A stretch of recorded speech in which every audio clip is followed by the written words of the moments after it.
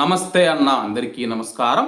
ప్రస్తుతం కువైట్ దేశం నుంచి విమానాలు ప్రారంభించాలని ఇండియా అధికారులు అలాగే శ్రీలంక నేపాల్కు సంబంధించిన అధికారులు అయితే కువైట్ అధికారులతో చర్చిస్తూ ఉన్నారు. ఇందులో భాగంగా కువైట్ మరియు శ్రీలంక మధ్య విమాన సేవలు తిరిగి ప్రారంభించే అవకాశం, భారతదేశానికి అనుసంధానం గురించి శ్రీలంక పౌర విమానయాన సంస్థ కువైట్ జజీరా ఎయిర్వేస్ సీనియర్ ప్రతినిధులతో సివిల్ ఏవియేషన్ అథారిటీ ఉన్నత స్థాయి సమావేశాన్ని నిర్వహించింది.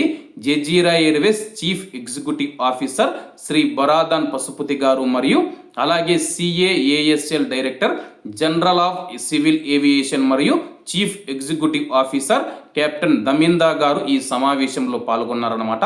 అలాగే ఈ యొక్క సమావేశంలో పాల్గొన్న తర్వాత కువైట్ మరియు కొలంబో మధ్య శ్రీలంక మధ్య విమానాలు నడపాలని చెప్పేసి, ఒకవేళ కువైట్ మరియు శ్రీలంక మధ్య విమానాలు నడపడం సాధ్యం కాకపోతే కానీ భారతదేశం గుండా విమానాలు నడపాలని చెప్పేసి, భారతదేశంతో విమాన కనెక్టివిటీలు పెరగడం వల్ల శ్రీలంకకు ఈజీగా మేము రావచ్చని చెప్పేసి, అంటే కువైట్ నుంచి ఇండియాకు విమానాలు వెళ్ళినా సరే కానీ కువైట్లో శ్రీలంక ప్రజలు దిగి అక్కడి నుంచి ఇండియా నుంచి శ్రీలంకకు చేరుకుంటారని చెప్పేసి శ్రీలంక ప్రభుత్వ అధికారులు తెలియజేస్తూ ఉన్నారు.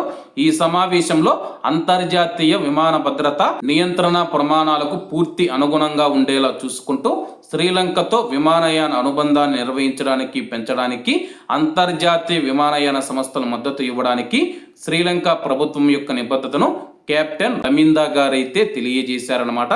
ప్రస్తుతం మనం చూసుకుంటే కానీ కువైట్ ఎయిర్పోర్ట్ మూసివేయడం జరిగింది. శ్రీలంక కావచ్చు, ఇండియా కావచ్చు, చాలా మంది అయితే జజీరా ఎయిర్వేస్ కానీ కువైట్ ఎయిర్వేస్ కానీ కువైట్ అధికారులు కువైట్ ప్రభుత్వంతో మాట్లాడుతూ ఉన్నారన్నమాట. ప్రస్తుతం ఉన్న పరిస్థితుల నేపథ్యంలో కువైట్ ఎయిర్పోర్ట్ పైనే నేరుగా దాడులు జరుగుతూ ఉన్న నేపథ్యంలో ప్రజల యొక్క భద్రతను దృష్టిలో ఉంచుకొని ఎయిర్పోర్టును అయితే ఓపెన్ చేయలేదన్నమాట.